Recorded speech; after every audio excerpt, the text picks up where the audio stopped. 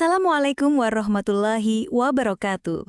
Halo sahabat belajar, selamat datang di channel Lanjut Belajar bersama saya, Ibu Titik. Di sini, kita akan belajar bahasa Indonesia dengan cara yang asik, jelas, dan pastinya mudah dipahami. Khususnya untuk kalian yang duduk di bangku kelas SMA. Yuk, kita lanjut belajar bareng-bareng. Jangan lupa subscribe dan nyalakan loncengnya ya. Baik, kali ini kita akan belajar tentang bab mencermati informasi tentang tokoh. Di subbab mengkritisi informasi tentang tokoh. Dalam era informasi yang serba cepat ini, cara kita memperoleh dan menganalisis informasi menjadi semakin penting. Salah satu cara untuk menyajikan informasi tentang tokoh adalah melalui bentuk-bentuk visual seperti poster, pamflet, brosur, dan infografik. Infografik adalah alat yang efektif untuk menyajikan informasi karena dapat menyampaikan data yang bermanfaat dengan cara yang menarik. Penggunaan elemen visual seperti grafik, diagram, dan ilustrasi membuat informasi lebih mudah dipahami. Dalam mencermati informasi dari infografik, teknik membaca cepat menjadi sangat berguna. Membaca cepat adalah metode yang digunakan untuk menghemat waktu dan meningkatkan efektivitas dalam menyerap informasi. Dua teknik membaca cepat yang populer adalah skimming dan scanning. Yang pertama, kita bahas tentang membaca cepat, skimming. Teknik skimming digunakan untuk memperoleh gambaran umum tentang sebuah teks. Dalam skimming, pembaca berusaha mengenali topik bacaan dengan cepat. Beberapa kegunaan teknik ini antara lain, mengenali topik bacaan, membantu pembaca untuk mengetahui inti dari tulisan yang akan dibaca, mengetahui pendapat atau opini, memungkinkan pembaca untuk menangkap pandangan penulis tanpa membaca seluruh teks, memperoleh informasi penting, memudahkan pembaca dalam mencari fakta dan informasi yang relevan, memahami organisasi tulisan, membantu pembaca memahami struktur dan alur tulisan, menyegarkan ingatan, mengingat kembali informasi yang pernah dibaca sebelumnya.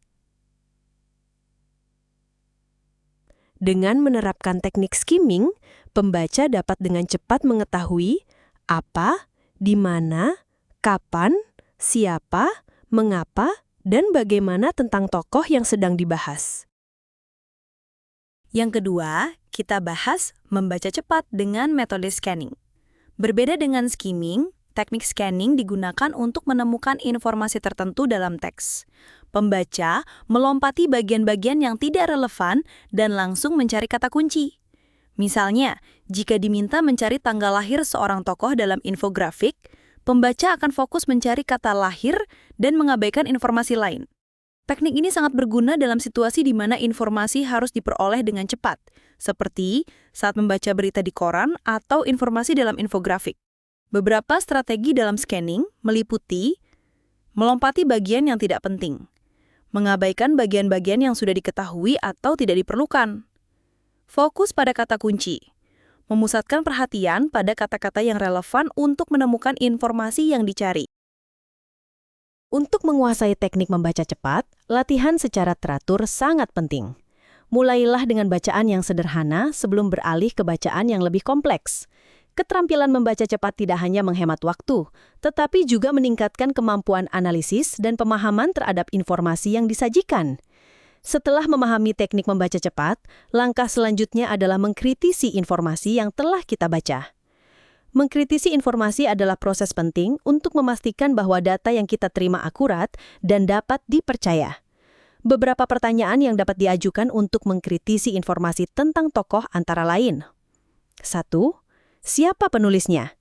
Apakah penulis memiliki latar belakang yang kredibel dalam bidang yang dibahas?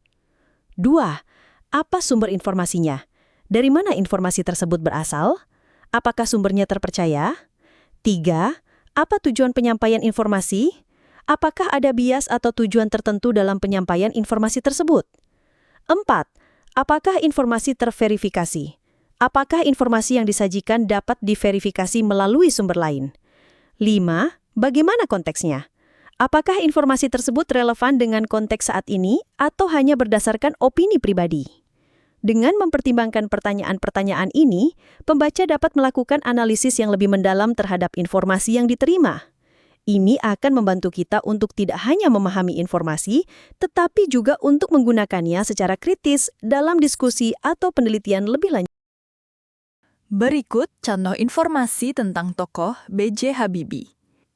Baharudin Yusuf Habibie, 25 Juni 1936 sampai 11 September 2019, adalah Presiden Republik Indonesia ketiga yang menjabat dari tahun 1998 sampai 1999. Sebelumnya, ia menjabat sebagai Wakil Presiden ke-7. Habibie dikenal luas sebagai seorang ilmuwan terkemuka dalam bidang dirgantara.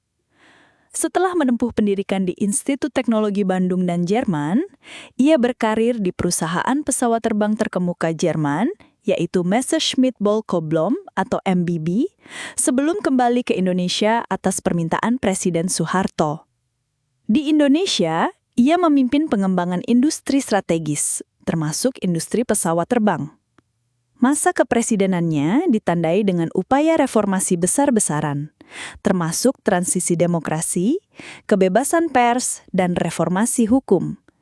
Ia juga menghadapi krisis ekonomi Asia dan peristiwa referendum Timor Timur. Kontribusinya dalam ilmu pengetahuan dan politik menjadikannya salah satu tokoh paling berpengaruh dalam sejarah modern Indonesia. Berdasarkan informasi tentang B.J. Habibie dari Wikipedia, berikut adalah kritisi informasinya. Siapa penulisnya? Informasi di Wikipedia merupakan hasil kolaborasi dari berbagai kontributor. Tidak ada satu penulis tunggal, melainkan komunitas editor yang berkontribusi secara kolektif. Apa sumber informasinya? Sumber utama adalah artikel Wikipedia itu sendiri yang mengutip berbagai referensi eksternal seperti buku, artikel berita, dan publikasi ilmiah lainnya yang tercantum di bagian referensi dan peranala luar di halaman tersebut. Apa tujuan penyampaian informasi? Tujuan penyampaian informasi di Wikipedia adalah untuk memberikan rangkuman ensiklopedis yang netral dan komprehensif mengenai kehidupan, karir, dan kontribusi B.J. Habibie. Apakah informasi terverifikasi? Wikipedia berupaya agar informasinya terverifikasi melalui kebijakan verifiability yang mengharuskan setiap klaim didukung oleh sumber yang dapat dipercaya. Pembaca dapat memverifikasi informasi dengan memeriksa sumber-sumber yang dicantumkan. Bagaimana konteksnya?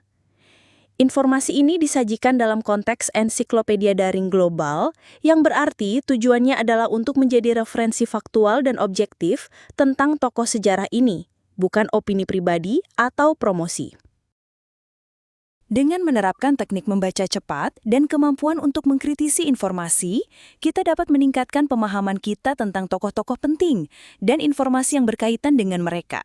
Ini tidak hanya akan memperkaya wawasan kita, tetapi juga membantu kita menjadi pembaca yang lebih cerdas dan kritis. Terima kasih sudah belajar bersama Ibu Titik di channel Lanjut Belajar.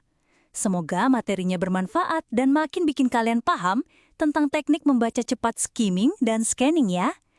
Kalau suka videonya, jangan lupa klik like, tinggalkan komentar, dan share ke teman-temanmu. Dan pastinya, tekan tombol subscribe dan aktifkan lonceng supaya nggak ketinggalan video terbaru dari Bu Titik. Sampai jumpa di video selanjutnya.